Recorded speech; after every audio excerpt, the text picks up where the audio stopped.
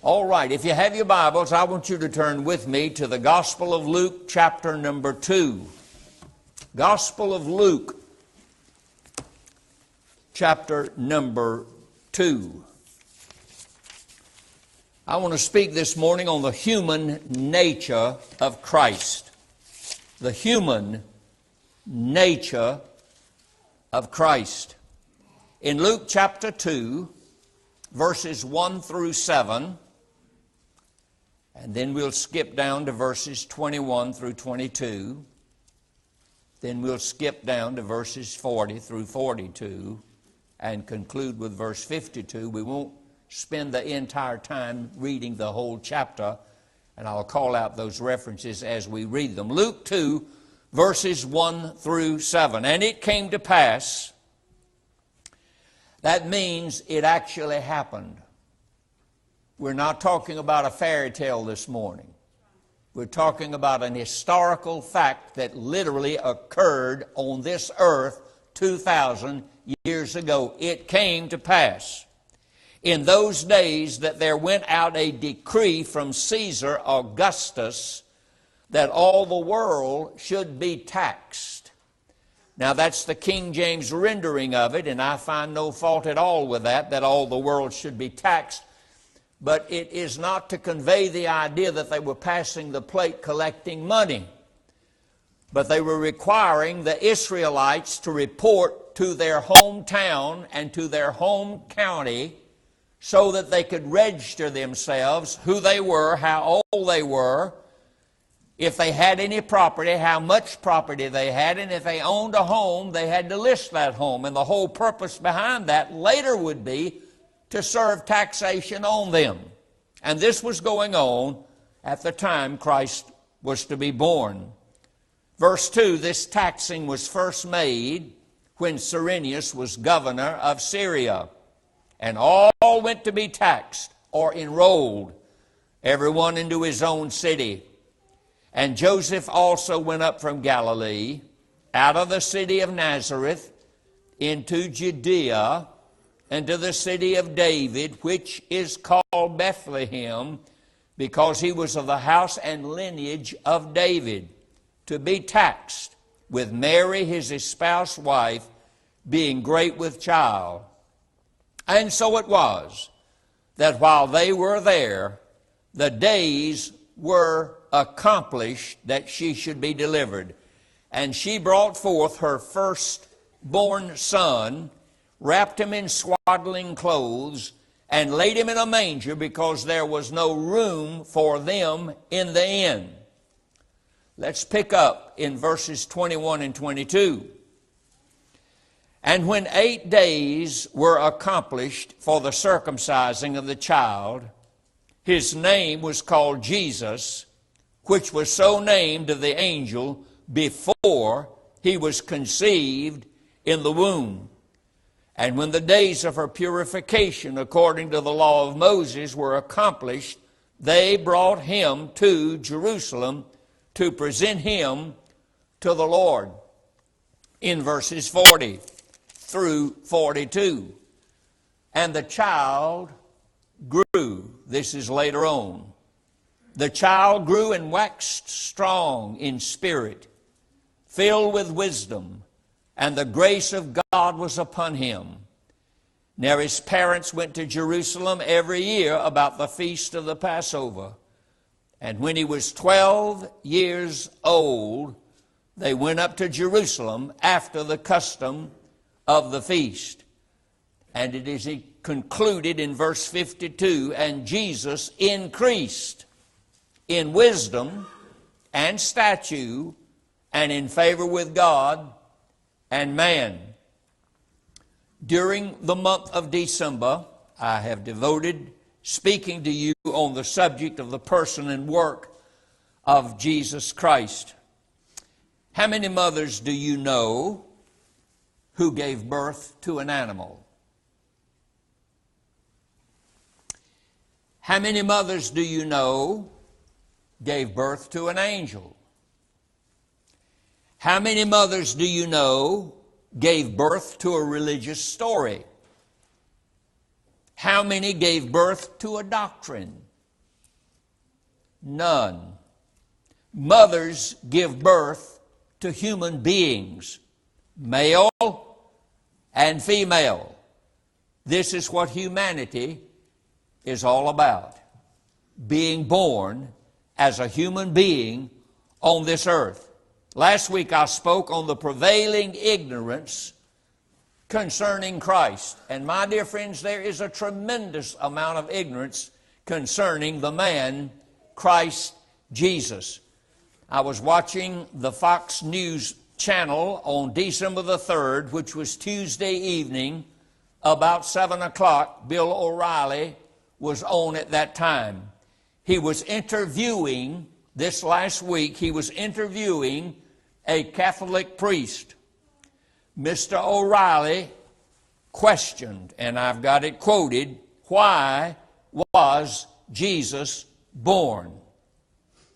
He asked the priest, why was Jesus born? The answer of the priest was this: to show us how to follow his example in love and compassion.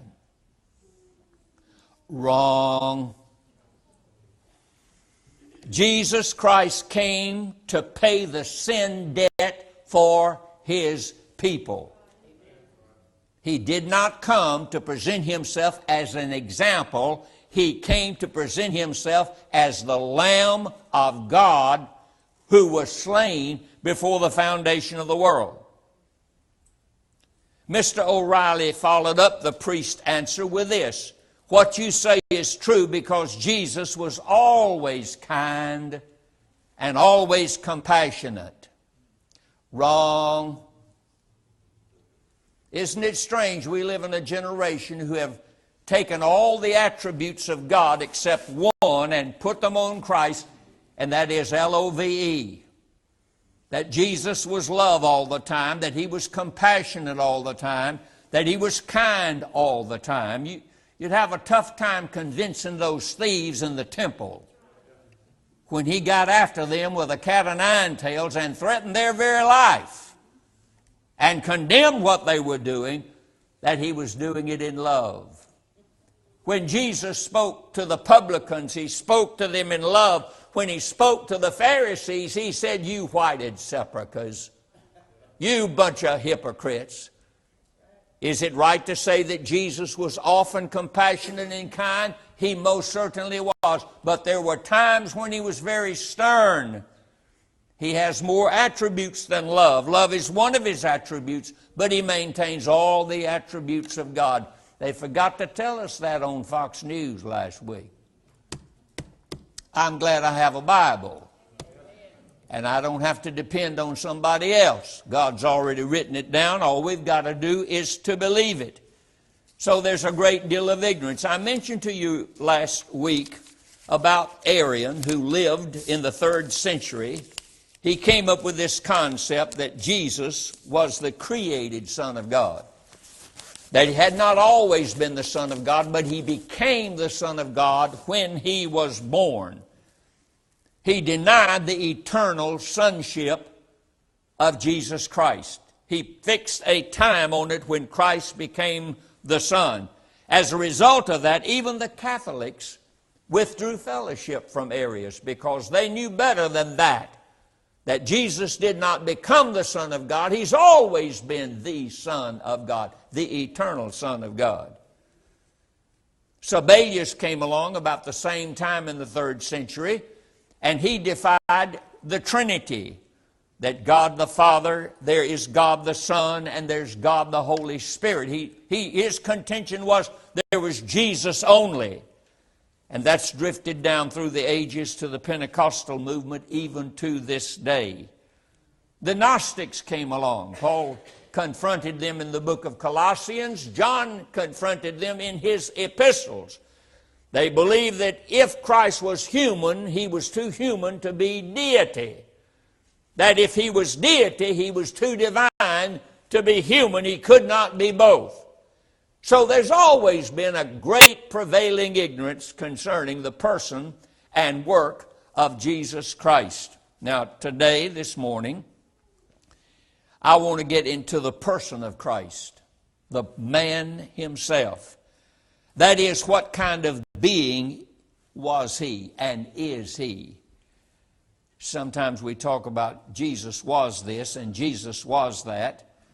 Well, he's still alive and has been alive for the last 2,000 years. He is what he was. Is he a real person? When we talk about Jesus Christ, especially at this time of the year, are we talking about just some figment of one's imagination, or was he a real person? Did he actually come down to this earth from heaven? Was he a real man? Was he God? Was he both? And that leads us to the human nature of Christ. You know, there are a couple of verses. Well, for instance, in John's Gospel, chapter 1, John says, "In the beginning was the Word, and the Word was with God, and the Word was God. The same was in the beginning with God. All things were made by Him, and without Him was not anything made that was made." And verse 14 says, "And the Word, who is God," the Word was God, "the Word became flesh and dwelt among us." And who was this Word which became flesh? "We beheld His glory, the glory as of the only begotten of the Father, full of grace and truth." This tells us that the Word was God and that the Word became flesh. So let's study more closely this humanity of our Lord. This humanity of our Lord. In Luke chapter number 2, the passages that we've read for you, and a few added in on that, in verse number 5, it tells us that Mary carried Jesus in her womb. That demands his humanity. Did you notice it as we were reading it in verse number 5? The Bible said, "To be taxed with Mary, his espoused wife, being great with child." That means she exercised a full-term pregnancy. That's a reason to begin with. In this message, I raise the question, does an expectant mother have an angel, or does she have a demon, or does she have an animal? No, she has a human being. It's either going to be a boy baby, it's going to be a girl baby, but it'll always be a human being. The fact that Mary carried Jesus in her womb, my dear friends, demands his humanity. Mary gave physical birth to Jesus. That demands his humanity. And so it was that while they were there, the days were accomplished that she should be delivered. And she brought forth her firstborn son and wrapped him in swaddling clothes. That demands his humanity. Jesus Christ was a human being. The angels celebrated his humanity. Pick it up with verse 9. "Lo, the angel of the Lord came upon them, and the glory of the Lord shone round about them, and they were sore afraid. And the angel said unto them, Fear not, for behold, I bring you good tidings of great joy, which shall be to all people. For unto you is born this day in the city of David a Savior, which is Christ the Lord. And this shall be a sign unto you, ye shall find" what? An animal? No. An angel? No. You'll find the babe, B-A-B-E. You'll find the little baby wrapped in swaddling clothes, lying in a manger. And suddenly there was with the angel a multitude of heavenly hosts, praising God and saying, Glory to God in the highest, and on earth peace, goodwill toward man. The angels celebrated his birth, his humanity. God in heaven validated his humanity. In verses 15 and 16, it came to pass, as the angels were gone away from them into heaven, the shepherds said one to another, Let us now go even unto Bethlehem, and see this thing which is come to pass, which the Lord hath made known unto us. God made this thing known. And they came with haste and found Mary and Joseph and the babe lying in a manger. God in heaven validated the humanity of Jesus Christ. His circumcision validates his humanity. In verses 21 and 22, and when 8 days were accomplished for the circumcising of the child.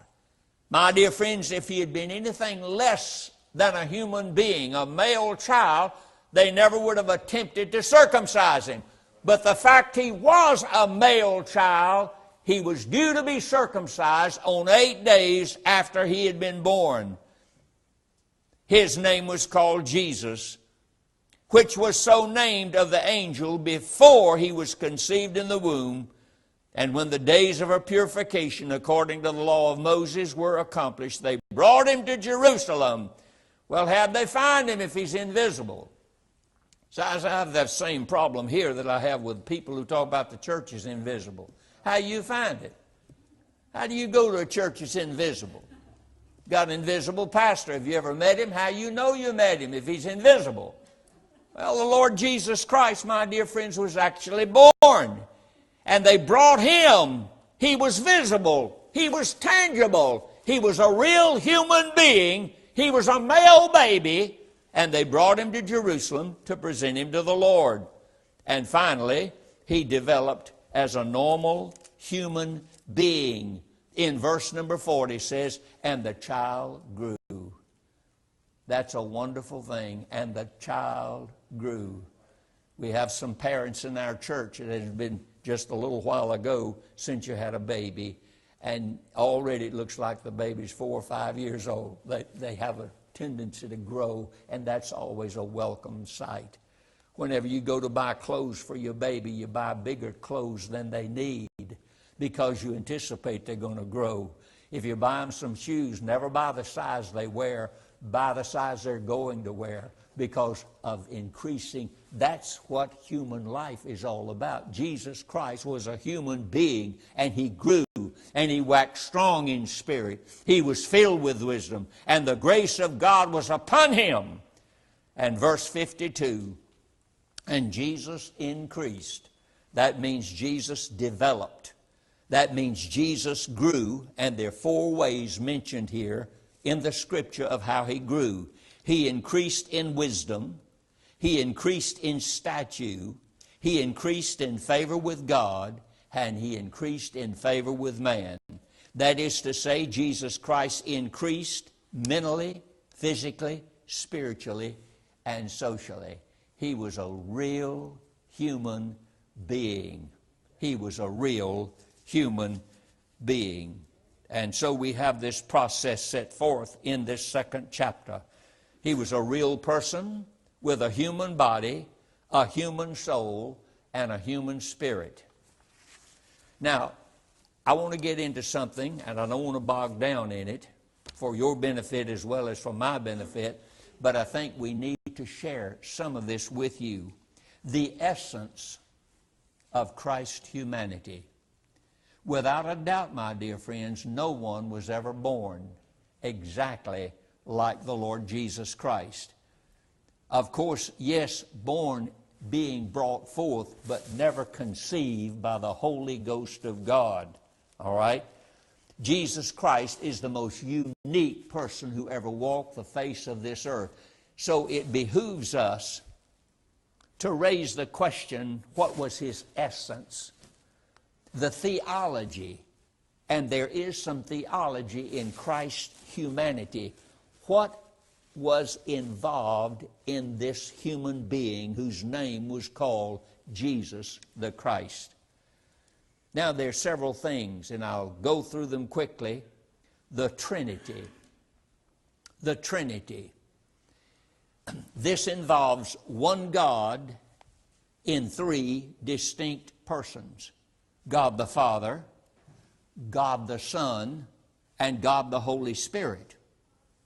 This is not modalism, as Sabellius advocated, that God just appeared sometimes as a son, and God sometimes appeared as a spirit, and sometimes God appeared as a father, because there are places in the New Testament where Father, Son, and Holy Spirit all showed up at the same time. This is not modalism, it is Trinitarianism. This is not one God manifesting himself in three ways, but rather one God with three distinct personalities, showing all three at one time and at other times singularly. All three persons are coexistent and co-equal. That means the Father is not more holy than the Son. It means that the Holy Spirit is not less holy than the Father. But it means all three operate and have all the equal attributes of the Godhead, Father, Son, and Holy Spirit. Have so much about the Holy Trinity. I've given you this illustration. To me, it helps tremendously to understand this, that we often think of God being up here, and he manifests himself on different levels. An equilateral triangle is a triangle in which all three sides are equal. And if you were to accurately draw an equilateral triangle, all those three sides that join the pinpoint of the vertex would all be the same length. Inside that triangle, write the word G-O-D, God. Inside the triangle, write the word God. And then on one side of the triangle, put the Son. On the other side of the triangle, put the Father. On the third side of the triangle, put the Spirit. Now, you can put those wherever you wish, whether you want to put the Jesus here and God here, or the Spirit here, or the Son here. You have God, and you have Father, Son, and Holy Spirit. The Holy Spirit is God. Jesus Christ is God. The Father is God. One God, yet manifesting himself in three ways, that is Father, Son, and Holy Spirit.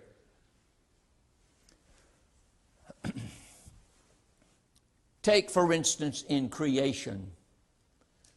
In the earlier chapters of the book of Genesis, you find some characters there. One is called Adam, one is called Eve, and one is called Abel. Adam was one of none. That means Adam did not have a father. He did not come from a father. Adam was one of none. Now you can go to sleep on this, but if you do, you're going to miss it.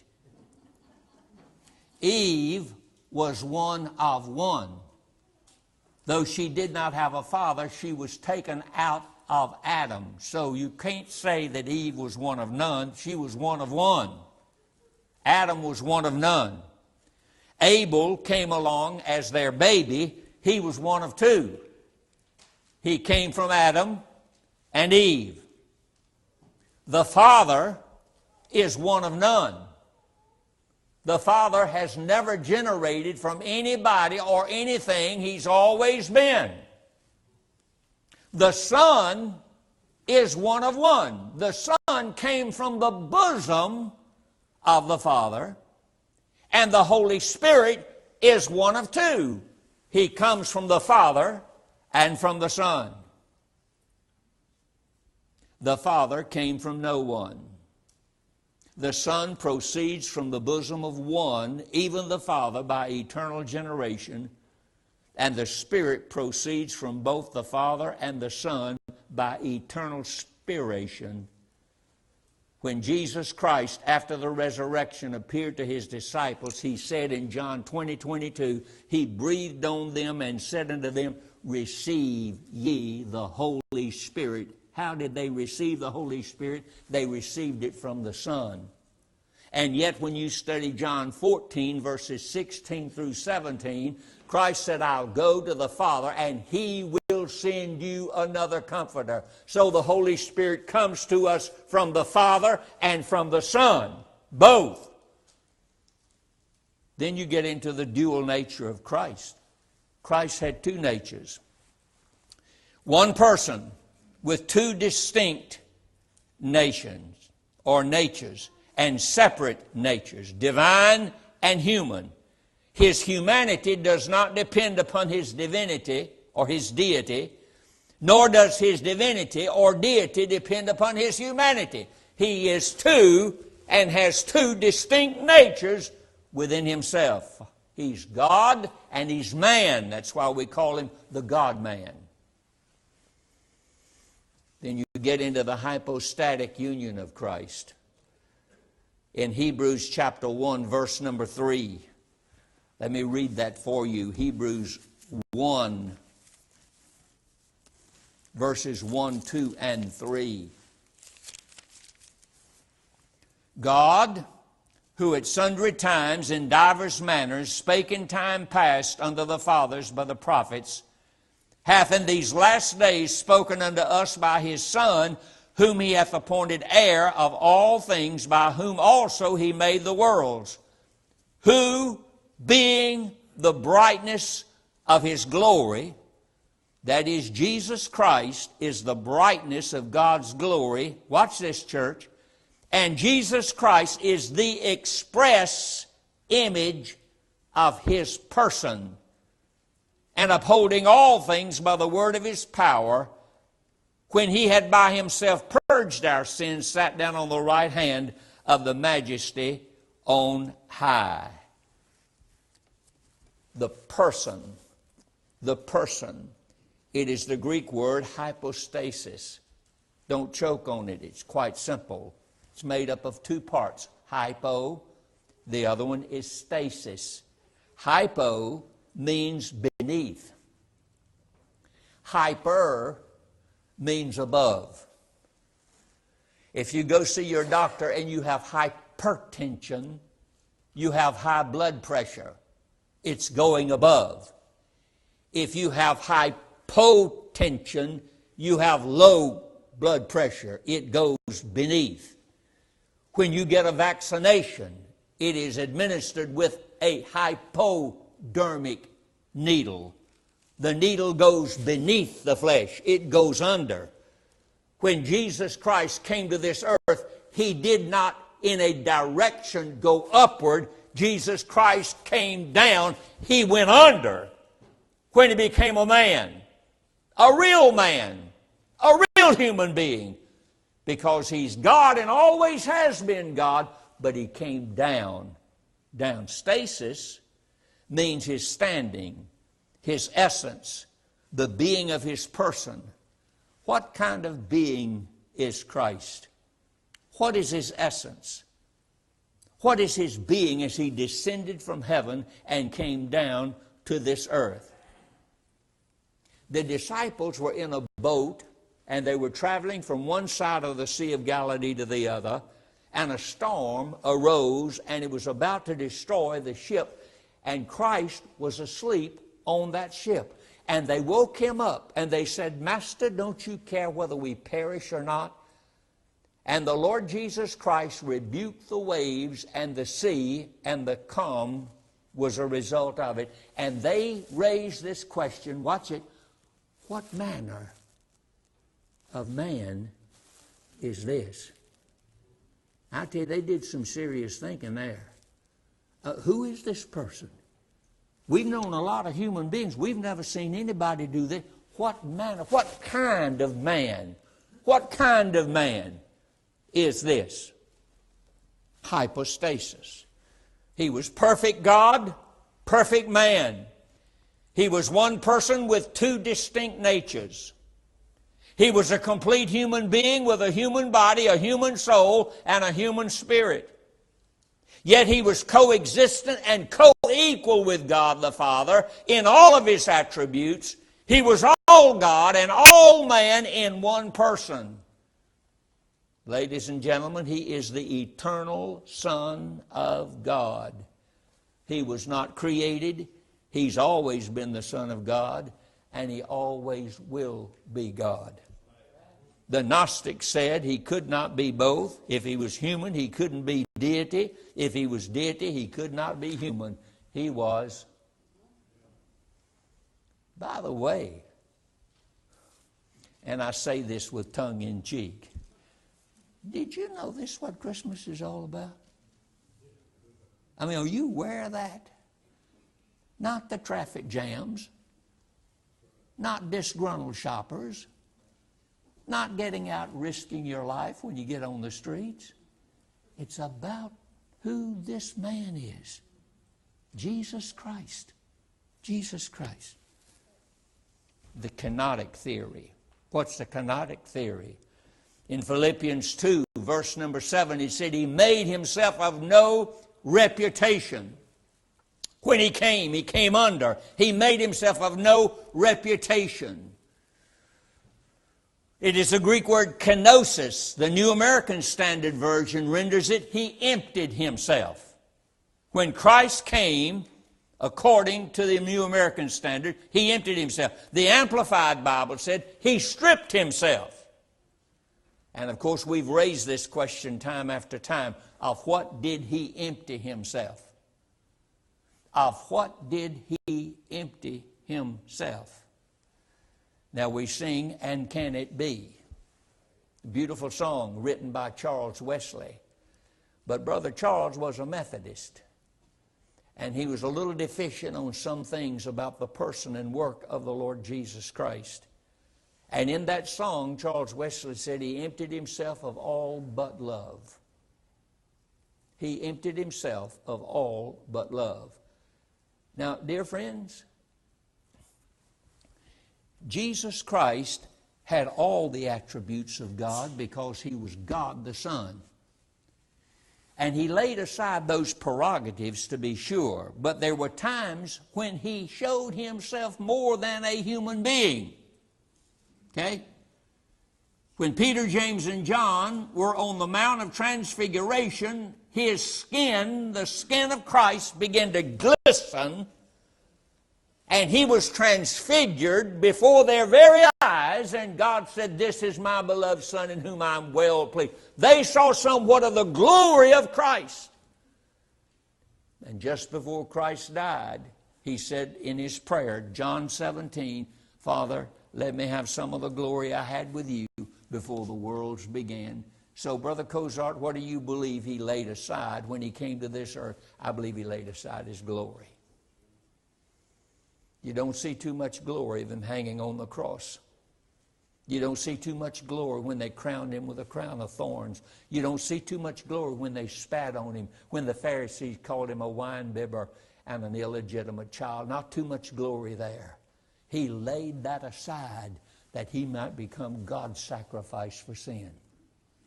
That's why He came. Now, the evidences of Christ's humanity. The evidences of Christ's humanity. Let me read from Philippians chapter 2, verses 6 through 8. Philippians chapter 2, verses 6 through 8. It says about Jesus Christ, who being in the form of God, thought it not robbery to be equal with God, but made Himself of no reputation. He took upon Him the form of a servant, and was made in the likeness of men. And being found in fashion as a man, He humbled Himself and became obedient unto death, even the death of the cross. Galatians 4, Paul says, But when the fullness of time was come, God sent forth His Son, made of a woman. Made of a woman. Made under the law. Let me give you quickly some evidences of the humanity, the human nature of Christ. He was a baby as others. In Luke 2, verse 7. I wasn't there. I can read about it. You were not there. You can read about it. But don't you think it must have been a little exciting when the Lord Jesus Christ came out of the womb of the Virgin Mary? You say, Brother Cozart, do you believe he ever cried? I believe he cried. You know why? Because he's a baby. I believe he laughed. I believe he was the most beautiful baby ever born. A human nature. He was a human being. He was circumcised as others. Luke 2:21. He grew and developed as others in Luke 2, verse 40.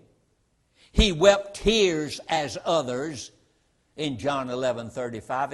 If he wasn't human, how could he cry? Jesus wept. Jesus wept.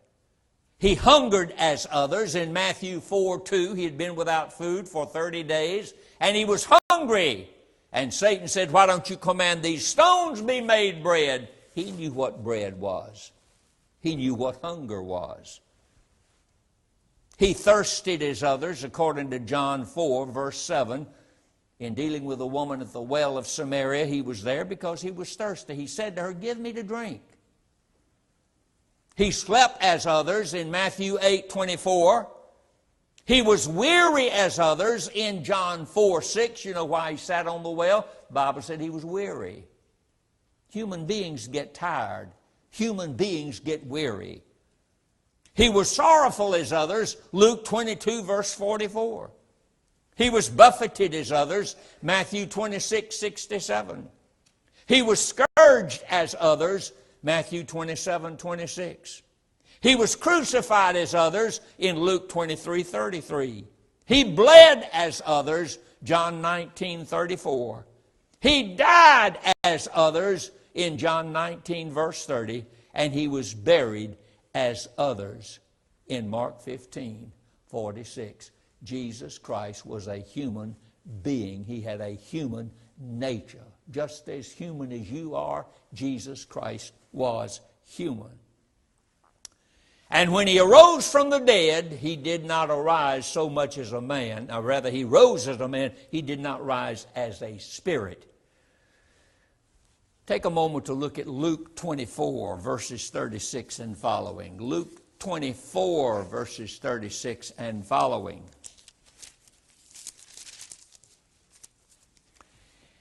This is after the resurrection. And as they thus spake, Jesus himself stood in the midst of them and said unto them, peace be unto you. They were terrified, they were affrighted, and supposed that they had seen a ghost. They thought they had seen a spirit. That's what it says. He said unto them, why are you troubled? Why do thoughts arise in your hearts? Why are you having such difficulty figuring this out? Behold my hands. Now, dear friends, that means he's local, he's visible, he got hands. You know what hands are? Jesus Christ had hands. Okay? Behold my feet. It is I myself. Now watch this carefully. Handle me. You touch me. Reach your hand out and touch my body. Feel me. Handle me. For a spirit hath not flesh and bones as you see me have. And when he had thus spoken, he showed them his hands and his feet. And they were so ecstatic, while they yet believed not for joy, and wondered, he said, by the way, have you here any meat? Now this is remarkable, dear friends. This is the resurrected Christ with a resurrected, glorified body that could pass through a closed wall without going through the door. They gave him a piece of broiled fish and a honeycomb. He took it and did eat before them. You say, Brother Cozart, are we going to be able to eat in heaven? Sure we are. On the side of the river of life, there are 12 different manner of fruits. You're going to taste some of the best fruit you've ever tasted in your life. You're going to be able to eat it. You say, well, I thought we were going to have a glorified body. That's glorified food. Glorified fruit. Jesus Christ was a human being. Now, let me quickly close. The significance of his humanity. By now, you probably are saying, so what? So what? Hebrews chapter 10, verses 4 through 10. Hebrews 10, verses 4 through 10.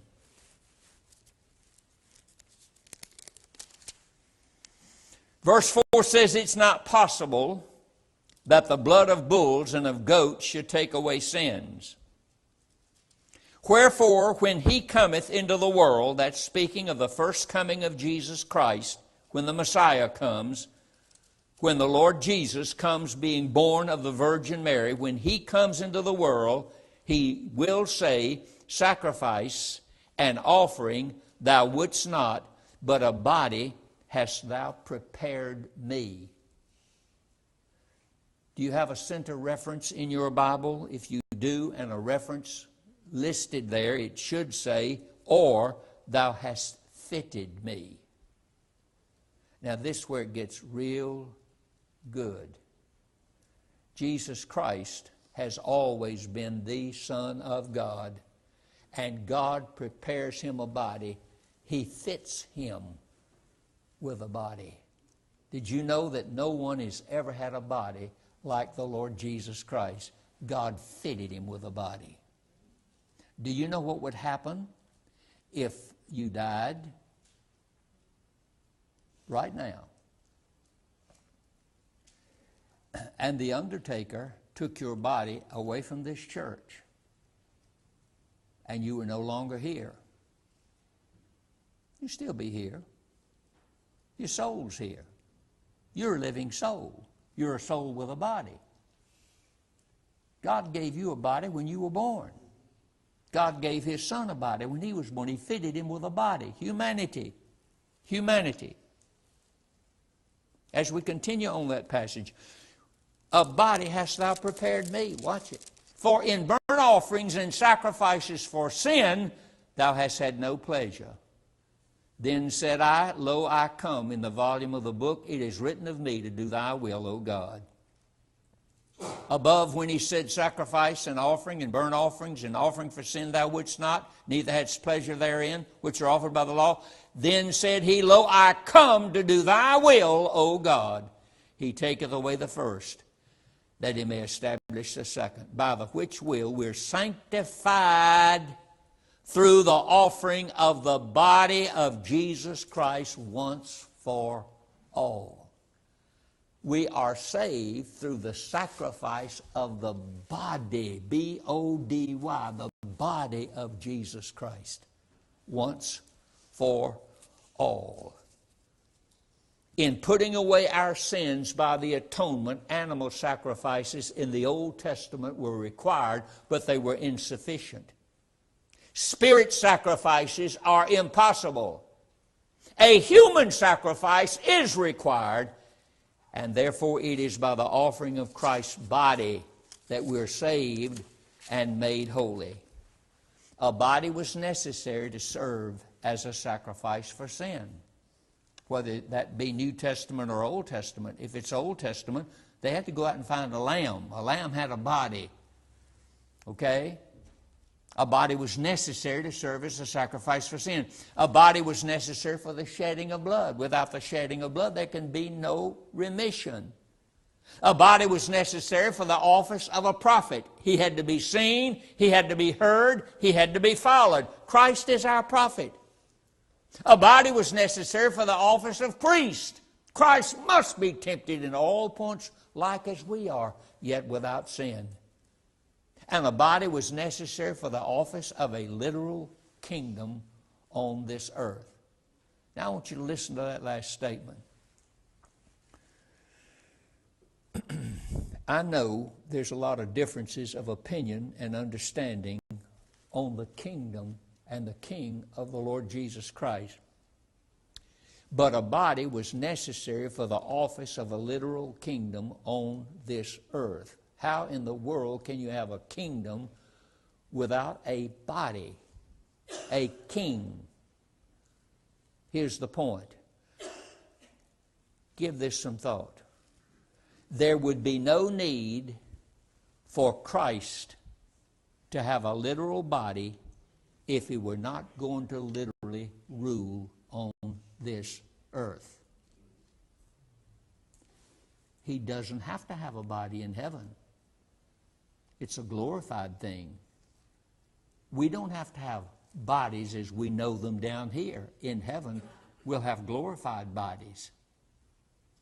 A body is not necessary to spend eternity with the Lord Jesus Christ. But if he's going to rule and reign on this earth, he must have a body. And that's why the body has great spiritual significance. Let me give you one other reference. I want you to turn to it, please. 1 John 1, 1 through 3. We'll close with that. 1 John 1, 1 through 3. John is writing this probably in the latter years of his life. He must have been about 90, maybe 95 years of age. And he writes these epistles. And notice we won't go any further than just the first verse. John begins it by saying, that which was from the beginning. Now, in the beginning was the Word. The Word was with God. The Word was God. Same was in the beginning with God. Okay? And the Word became flesh and dwelt among us. That which was from the beginning, we have heard Him. John speaks and gives testimony to the fact that I actually heard Him speak. So did the other disciples. Watch this. We have seen Him with our eyes. We knew who He was. We kept company with Him. We worked with Him. We saw Him perform miracles. We heard Him. We've seen Him. We looked upon Him as He would teach. We watched His eyes. We watched His mannerisms. We observed how He walked. We observed Him. And watch this. Our hands have handled of the Word of life. His humanity is absolutely essential to your salvation. Absolutely essential to your salvation. And this is a time when much thought is given to Jesus Christ. Never discount the fact that He had a human nature. The Lord willing, we'll use this as a platform, as a springboard for next Sunday on the divine nature of Christ. You see, you don't run into too many who will oppose you by saying that Christ was a human being. But when you start talking about Jesus Christ was God Almighty, that's where the opposition begins. Jesus Christ is not like Mohammed. Mohammed was not Allah. Even the Muslims don't believe that. They believe Mohammed was the son of Allah. But my dear friends, Christianity is so far superior to the Muslim religion because Jesus Christ not only was the Son of God, He is the very God of gods. The only God you'll ever know when you get to heaven is Jesus Christ, the Son of God. All right, let's pray. Father,